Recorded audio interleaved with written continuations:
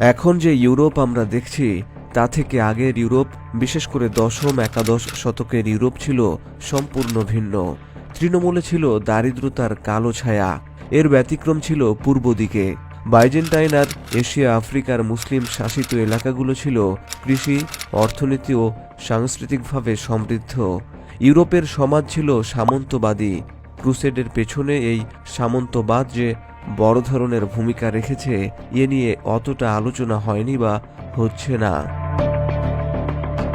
অনেক ইউরোপীয় কৃষিকাজে যুক্ত ছিল, কিন্তু তাদের ভূমির কোনো মালিকানা ছিল না।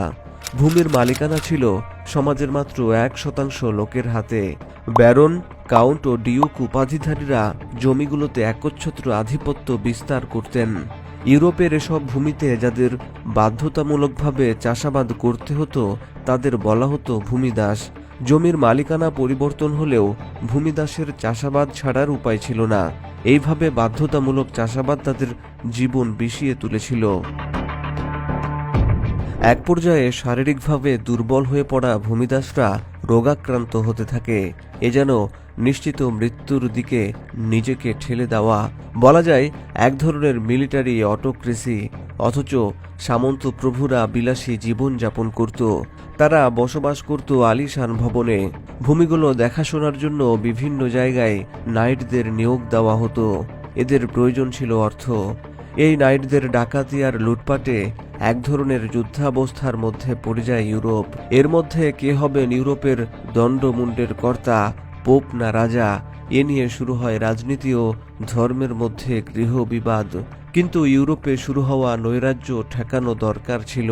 পোপের অফিস চাইল এর অবসান করতে, কিন্তু তা সম্ভব হলো না। তাই নাইট যোদ্ধাদের ইউরোপের বাইরে লড়াইয়ে পাঠানোর চিন্তা আসে পোপের মাথায়। এতে সমস্যাটি ডাইভার্ট করে নিয়ে যাওয়া যাবে অন্য ভূখণ্ডে। আর এই কাজটা করতে হবে ধর্মের দোহাই দিয়ে। তাহলে সবাই অন্য চিন্তা করার সুযোগ পাবে না। কিন্তু কোথায় ডাইভার্ট করা যায় এই সংকট চোখ পড়ল মুসলিম সাম্রাজ্যের জেরুজালেমের ওপর।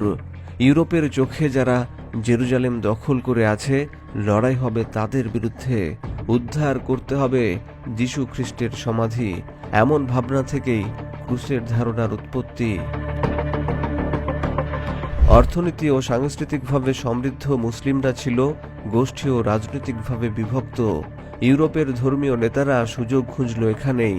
950 খ্রিস্টাব্দের মধ্যেই একক খলিফার পরিবর্তে মুসলিম বিশ্বে দাঁড়িয়ে গেল 3 খলিফা। বাগদাদে আব্বাসীয়, মিশরে ফাতেমি আর আন্দালুসে বাগদাদ থেকে বিতাড়িত উমাইয়ারা। তবে মুসলমানদের মধ্যে মূল দ্বন্দ্বটা ছিল আব্বাসীয় ও ফাতেমিদের মধ্যে, কারণ এটা শিয়া সুন্নি দ্বন্দ্ব। তখনকার আব্বাসীয় খলিফা ছিলেন সেলজুকদের হাতের পুতুল। তিনি পরিণত হলেন নামমাত্র শাসকে। রাষ্ট্রের মূল চালিকা শক্তি ছিল সেলজুক নিয়ন্ত্রিত মন্ত্রী ও অমাত্যগণ। সেলজুকরা তুর্ঘিলবের নেতৃত্বে আব্বাসীয় খিলাফতের ম্যান্ডেট নেয়ার পর খলিফা পদটি মূলত অলংকার হিসাবে পড়ে থাকল। খলিফা ছিলেন বটে, কিন্তু তিনি আসলে তখন দন্তহীন বাঘ। এই তুঘরিল বেকে বলা হয় সেলজুক সাম্রাজ্যের প্রতিষ্ঠাতা। বাগদাদে নিয়ন্ত্রণ প্রতিষ্ঠা করে বাইজেন্টাইন ভূখণ্ডের দিকে নজর দিল সেলজুকরা। ক্রমেই বাইজেন্টাইন ভূখণ্ডের বিভিন্ন এলাকা হাতছাড়া হতে থাকল। 1071 সালে মানজিকাটের যুদ্ধে জিতে বাইজেন্টাইন রাজধানী কনস্টান্টিনোপলের দোরগোড়ায় পৌঁছে যায় সেলজুক বাহিনী। সেলজুকরা সম্রাট রোমান দিউজেনিসকে বন্দী করল। যদিও সুলতান আলপো আরসলান তাকে পরে মুক্তি দিয়েছিলেন। ইউরোপের সহায়তা চাইলেন বাইজেন্টাইন উত্তরাধিকারীরা। পোপ সপ্তম গ্রেগরি যুদ্ধের জন্য মানসিকভাবে একরকম প্রস্তুতি ছিলেন। আরবদের কাছে দ্য হলি শয়তান নামে পরিচিত গ্রেগরির সামনে একটি পবিত্র যুদ্ধ শুরুর সুযোগ দেখা দিল। গ্রেগরি বলতে লাগলেন, মুসলমানরা জোর করে যীশু খ্রিস্টের সমাধি দখল করে রেখেছে, এটা এবার উদ্ধার করতে হবে। কিন্তু যুদ্ধের জন্য প্রয়োজন ছিল জনসাধারণের বৈধতা। সে সময় ইউরোপে অনেকেই, এমনকি 20 পদের কেউ কেউ পরিপূর্ণ লেখাপড়া জানতেন না। কাজেই তাদের মধ্যে মুসলিম বিদ্বেষী প্রোপাগান্ডা ছড়ানো সহজ ছিল। 1085 সালে মারা যান গ্রেগরি। 3 বছর পর নতুন পোপের দায়িত্ব পান উচ্চভিলাষী দ্বিতীয় আরবান। আরবানকে ওই শতকের সবচেয়ে বিপজ্জনক পোপ বলা হয়ে থাকে। 1995 সালের নভেম্বরে পোপ আরবান ফ্রান্সে এক সমাবেশে পবিত্র যুদ্ধের ঘোষণা দেন। তিনি বলেন, নাস্তিক, বিধর্মী ও পৌত্তলিকদের কাছ থেকে যীশু খ্রিস্টের সমাধি উদ্ধার করতে হবে। অবশ্য পোপ সেদিন একবারের জন্য মুসলমান বা ক্রুসেডের নাম নেননি। তিনি এটিকে বলেছেন পবিত্র যুদ্ধ।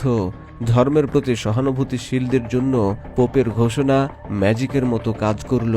সমাবেশে আসা লোকজন লাল ফিতা কেটে বুকে বাঁধল। এভাবেই শুরু হলো ক্রুসেড যাত্রা।